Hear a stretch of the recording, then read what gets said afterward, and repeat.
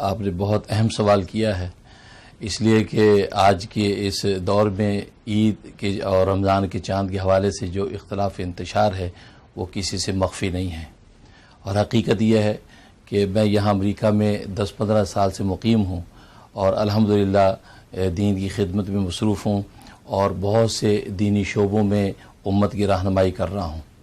اس میں شک نہیں ہے کہ امت بہت سے علمی اور فقہی اختلافات میں تو مبتلا ہے، اور وہ ایسے فقہی اختلافات ہیں جو لابدی اور یہ وہ فطری ہیں، لیکن چاند کا مسئلہ ایک ایسا مسئلہ ہے کہ جس کا سلوشن خود سرکار دو عالم صلی اللہ علیہ وسلم نے 1400 سال پہلے ہمیں بیان کر دیا تھا، لیکن آج چونکہ ہم اس کو فالو نہیں کر رہے ہیں، جس کے نتیجے میں امت آج منتشر نظر آتی ہے۔ اور پھر مزے کی بات یہ ہے کہ ہر فریق اپنے موقع پر خوش نظر آتا ہے، کلو حزب بما لدیہم فرحون، ہر فریق اپنے موقع پر خوش ہے، اپنے عمل پر مطمئن ہے،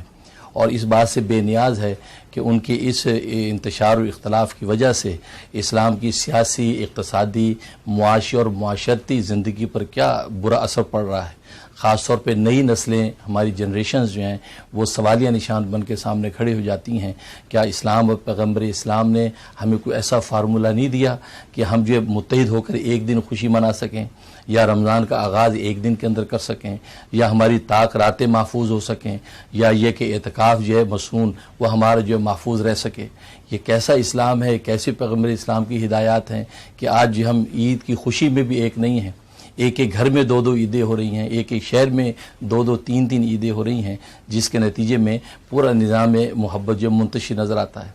لیکن حقیقت یہ ہے کہ اس کا ذمہ دار اسلام یا پیغمبر اسلام نہیں ہے، اس کے ذمہ دار ہمارے جیسے نام نہاد مسلمان ہیں کہ جنہوں نے نبی کریم صلی اللہ علیہ وسلم کی ہدایات کو جب فالو نہیں کیا، اس کے نتیجے میں آج یہ امت منتشر نظر آتی ہے۔ اور یہ چاند کا جو مسئلہ ہے، رمضان کی ابتدا اور اسی طریقے سے عید کا انعقاد، یہ ایک ایسا مسئلہ ہے کہ اب تو اس کا انتشار روز بروز بڑھتا چلا جاتا ہے، اور نصف صدی سے زیادہ امت اس انتشار و اختلاف کے اندر مبتلا ہے، اور یہ بات مسلم ہے کہ یہ نصف صدی سے زیادہ عرصے پر پھیلے ہوئے اختلاف کو سکیڑ کر ایک اتفاقی نقطے پر مرکوز کر دینا یہ کوئی آسان کام نہیں ہے، لیکن اگر انسان نیک نیت ہو اور نیک نیت کے ساتھ امت کے افراد آگے بڑھیں تو یہ کوئی مشکل کام نہیں ہے، کیونکہ سرکار دو عالم صلی اللہ علیہ وسلم نے 29 احادیث میں، اور میں نے اپنے فتوے میں احادیث کوٹ کی ہیں کہ اس میں نبی پاک نے حکم فرمایا کہ صوموا لرؤیتہ وافطروا لرؤیتہ وانسکوا لہا، فرمایا کہ چاند دیکھ کر روزہ رکھو، چاند دیکھ کر عید مناؤ، اور چاند دیکھ کر قربانیاں کرو۔ اور یہاں آپ نے مطلق رؤیت کا حکم دیا، جو علماء اکرام اس حقیقت کو سمجھتے ہیں کہ یہ مطلق رؤیت کا حکم دیا ہے، آپ نے رؤیت کو کسی ایک فرد کے ساتھ یا کسی ایک جماعت کے ساتھ یا کسی ایک ملک کے ساتھ وابستہ نہیں کیا، بلکہ فرمایا کہ دنیا میں کوئی بھی مسلمان یہ چاند دیکھ لے اور اس کے دیکھنے کی شہادت اور خبر شرعی دوسرے علاقوں میں پہنچ جائے تو سب اس کو فالو کریں گے۔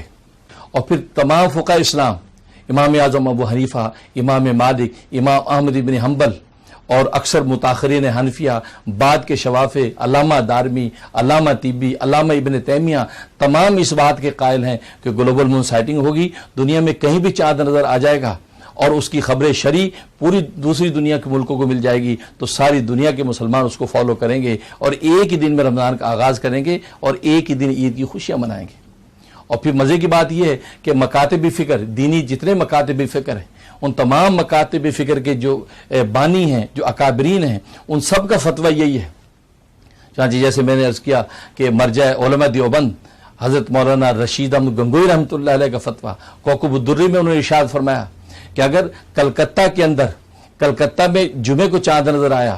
اور جمعے کا پہلا روزہ ہوا اور مکہ کے اندر جمعرات کو چاند نظر آ گیا تھا اور وہاں جمعرات کا پہلا روزہ تھا اور کلکتہ والوں کو اگر پتہ نہیں چلا، تو جب کلکتہ والوں کو پتہ چلے گا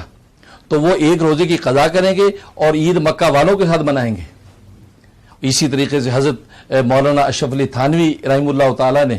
فتاوی رحیمیہ کے اندر حوالہ موجود ہے، انہوں نے فتویٰ جاری کیا کہ مکہ اور مدینہ کے اندر اگر چاند نظر آ گیا ہندوستان والوں سے پہلے اور ہندوستان والوں کو پتہ نہ چلا تو فرمایا کہ وہ ہندوستان والے ایک روزے کی قضا کریں گے۔ اور اسی طریقے سے اعلیٰ حضرت مولانا احمد رضا خان بریلوی رحمۃ اللہ علیہ نے فتاوی رضویہ کے اندر فتویٰ جاری فرمایا، ایک سوال کے جواب میں فرماتے ہیں کہ عمر کا قول یہ صحیح ہے کہ بہرائچ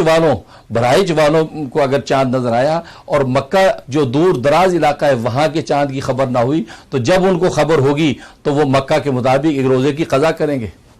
تو معلوم یہ ہوا کہ تمام مکاتب فکر کے اکابرین امت کے فتاوی بھی اس بات پر دال ہیں کہ گلوبل مون سائٹنگ ہوگی۔